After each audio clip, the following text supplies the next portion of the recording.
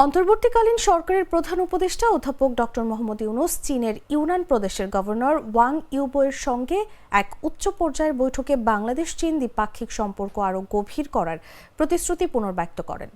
সোমবার রাষ্ট্রীয় অতিথি ভবন যমুনায় এই বৈঠক অনুষ্ঠিত হয়। চীনের গভর্নরকে স্বাগত জানিয়ে প্রধান উপদেষ্টা বলেন, এটি কেবল শুরু।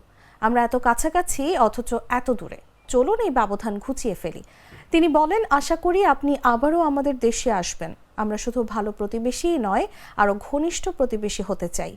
চীনে তার সাম্প্রতিক সফরের কথা স্মরণ করে প্রধান উপদেষ্টা বলেন, এই সফর ছিল দুই দেশের সম্পর্কের ক্ষেত্রে একটি মোড় ঘোরানো মুহূর্ত।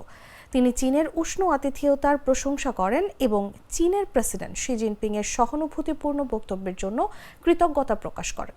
বৈঠকে অংশ নেওয়া প্রতিষ্ঠানগুলোর মধ্যে ছিল Nestle Bangladesh, Coca Cola Bangladesh beverage, Unilever Bangladesh, Bata shoe company Bangladesh, Reckitt Benckiser Bangladesh, PepsiCo ও জুবিল্যান্ট ফুড ওয়ার্কস বাংলাদেশ।